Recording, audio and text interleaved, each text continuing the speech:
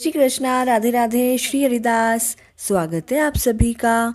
माघ मास में आने वाली अमावस्या को मौनी अमावस्या व माघी अमावस्या कहा जाता है। मौनी अमावस्या पर मौन रहकर व्रत करने का बड़ा महत्व माना जाता है। इससे हमें मुनि पद की प्राप्ति होती है।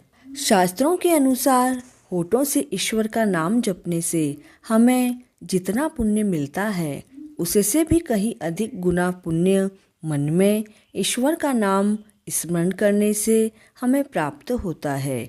इस दिन स्नान, दान और पुण्य का बड़ा विशेष महत्व है।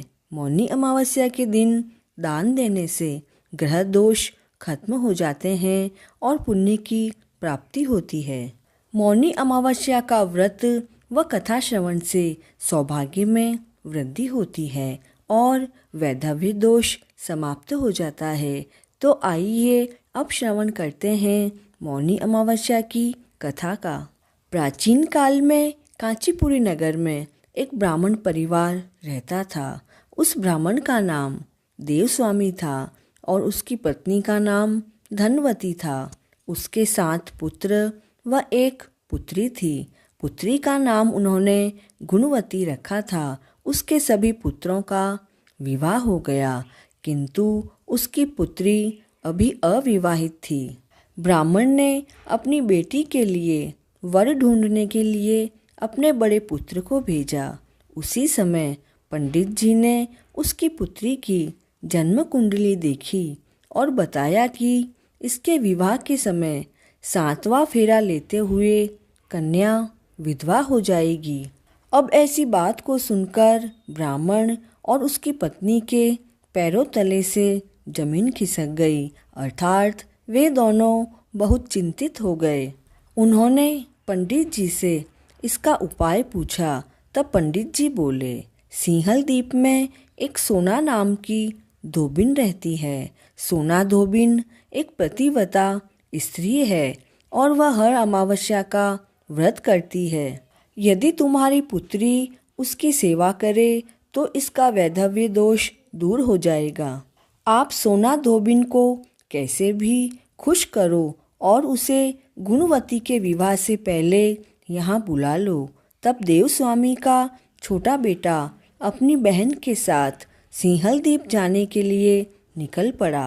रास्ते में उन्हें समुद्र मिला।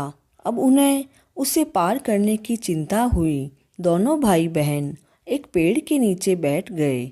उसी पेड़ पर एक घोंसले में गिद्ध का परिवार रहता था। उस समय घोंसले में सिर्फ गिद्ध के बच्चे थे। गिद्ध के बच्चे उन दोनों भाई बहन को देख रहे थे।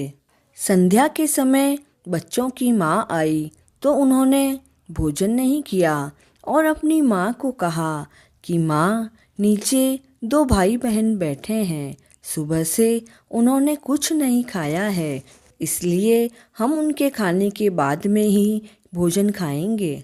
तब ममतामयी गिद्ध माता ने उन दोनों से कहा कि मैंने तुम्हारी इच्छा जान ली है।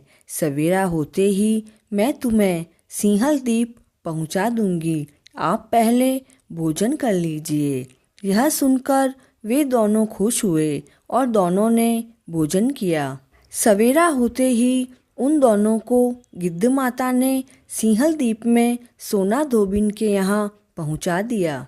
वे दोनों भाई बहन सोना धोबिन के घर के पास में ही एक कमरा लेकर रहने लगे। वे दोनों सुबह जल्दी उठकर सोना धोबिन के घर की साफ सफाई व सारे कार्य कर देते। एक दिन सोना ने अपनी बहुओं से पूछा कि सुबह जल्दी ही घर के सारे कार्य कौन कर लेता है। तब बहुओं ने कहा कि माँ जी, हमारे सिवा कोई बाहर वाला आकर थोड़ी ना कार्य करता है। लेकिन बहुओं की इस बात पर सोना को विश्वास नहीं हुआ। वह सच का पता लगाने के लिए सुबह जल्दी उठी। उसने उन दोनों भाई बहन को अपने घर का काम करते हुए देख लिया। तब उसने गुणवती से पूछा कि तुम दोनों कौन हो और यह घर का सारा कार्य क्यों कर रहे हो। तब गुणवती ने और उसके भाई ने सोना धोबिन को पूरी बात बताई। सोना ने उनकी सेवा से खुश होकर उचित समय पर उनके घर पर पहुंचने का वचन देकर उस लड़की के वैधव्य दोष के निवारण का आश्वासन दिया। किंतु भाई ने उसे अपने साथ चलने का आग्रह किया। सोना धोबिन मना नहीं कर सकी और उनके साथ चल दी। चलते समय सोना ने अपनी बहुओं से कहा कि यदि मेरे पीछे किसी का देहांत हो जाए तो उसके शरीर को नष्ट मत करना, तुम मेरी प्रतीक्षा करना। इतना कहकर वह भाई बहन के साथ कांचीपुरी चली गई।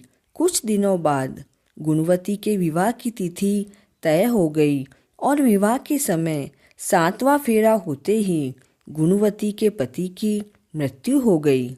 तब सोना ने तुरंत ही अपने संचित पुण्यों का फल गुणवती के पति को प्रदान किया, जिसके प्रभाव से गुणवती का पति जीवित हो गया। तब सोना धोबिन आशीर्वाद देकर अपने घर के लिए रवाना हो गई। गुणवती को अपने पुण्य का फल देने से सोना के घर में उसके पुत्र, जवाई और पति तीनों की मृत्यु हो गई। उस दिन माघ मास की अमावस्या थी। सोना धोबिन ने अमावस्या का व्रत कर रखा था। उसने अपने व्रत का पुण्य फल संचित करने के लिए रास्ते में पीपल के वृक्ष की छाया में विष्णु भगवान का पूजन किया और पूजन के पश्चात 108 बार पीपल के वृक्ष की परिक्रमा की।